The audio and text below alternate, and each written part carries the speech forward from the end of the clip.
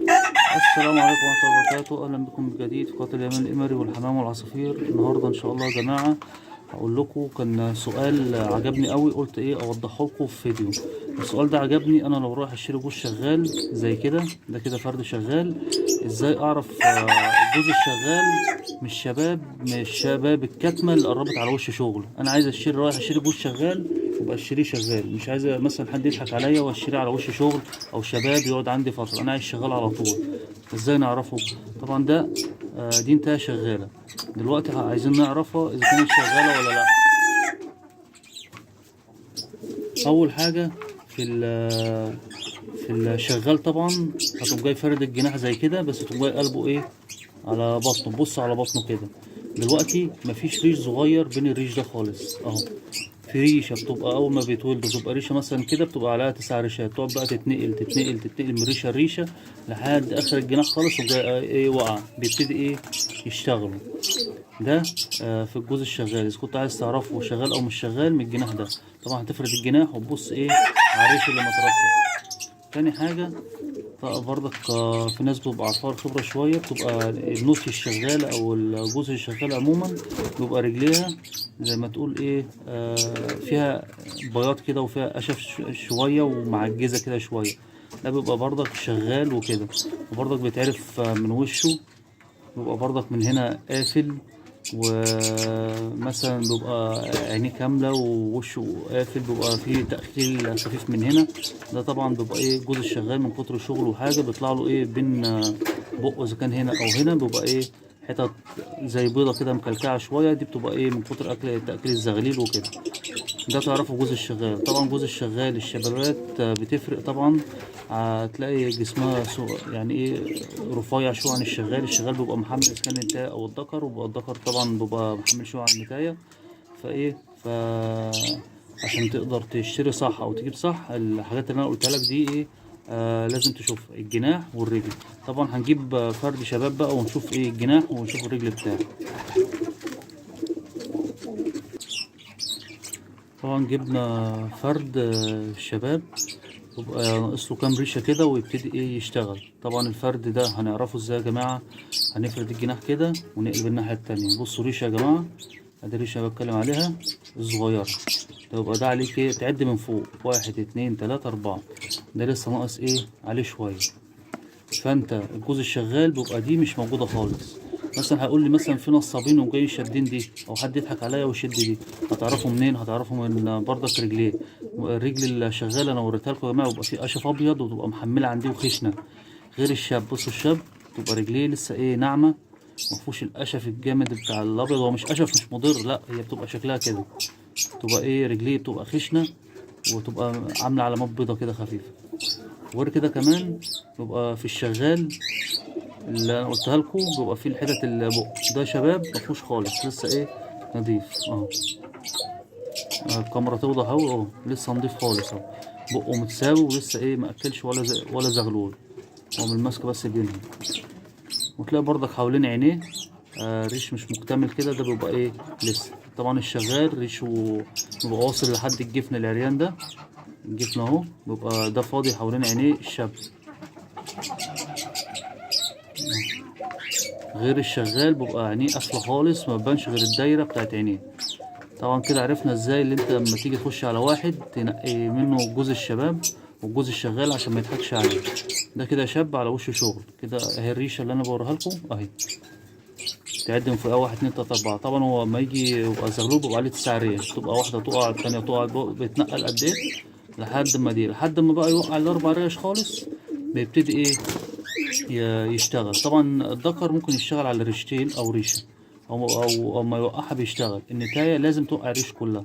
في ناس تقول لي يشتغل النتايه تشتغل على ريشتين، انا ما اقتنعش بالكلام ده. ده انا مجربه على سنين، وناس كتير قوي طبعا شغال على كده، مفيش نتايه بتشتغل حتى على ريش.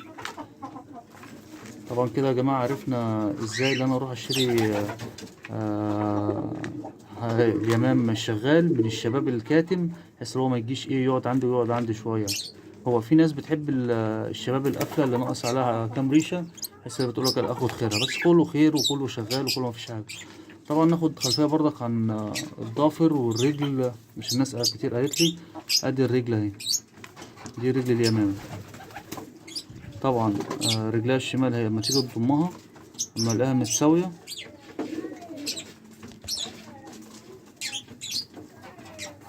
لما تيجي تلاقيها متساوية على بعض يبقى ذكرين، او الضفرين دول اهو من الاتنين دول يا جماعة.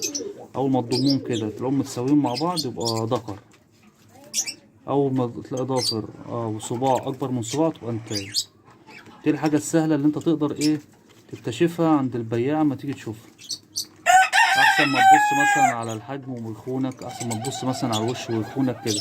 لا، تمسك الصوابع رجل الشمال كده وتضمها وتبص اذا كانت واحدة كبيرة واحدة صغيرة يبقى انتايه، الاتنين متساويين يبقى ايه، يبقى ذكر. وهم يا جماعة زي ما دخلنا على مجموعة شبابات وشغال، دلوقتي انا عايز انقي منهم. ابتدي ايه، انا عرفت دلوقتي الاولويات اللي انا ايه اعرف انقي منها وكده، بحيث ان محدش يخمني يقول لي مثلا الجوز ده مثلا شبابات اهو، يقول لي مثلا الجوز ده شغال ومطلع قبل كده. لا، انا بخبرتي لو مفيش خبرة امسكه واشوف. دي امسك اول حاجة جناحه، هو طبعا مش هقول لك حاجة. تاني حاجة هيبص على وشه او تبص على رجليه. بصوا يا جماعه الشغال، بصوا على عينيه اهو فوق اهو، عينيه حوالين الجفن الابيض ده بيتغطى كله بالشعر اهو، ده كده شغال وقافل اهو. اهو التاني بتلاقيه مثلا ايه زي كده اهو، هناك اهو بيبقى ايه جفنه بيبض شويه ومش مفيش في شعر مقرع شويه، او الجفن مش تقيل مش محمل شويه.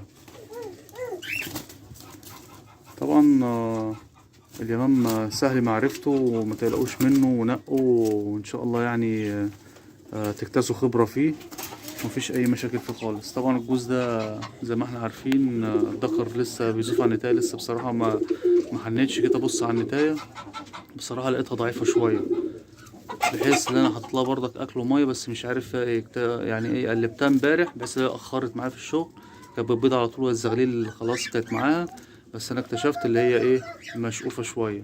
ممكن اكون سرحت انا عن اكلها، او كانت بتاكل الزغلة بحط اكل قليل او حاجه، بس عوضتها حطيت اكل كتير وكده. وان شاء الله جيت برضك حطيت لها فيتامين في الميه، بحيث ان انا ايه ارد صحتها على طول. وهي ما شاء الله برضك كاست اهي، بدأت تقف اهي وتحن للذكر. لسه مكسر عليها النهارده الصبح وانا بحط لهم اكل، بقيت احط لها 3 طقات بحيث ان انا ايه ما يعني ايه شفتها ضعيفه.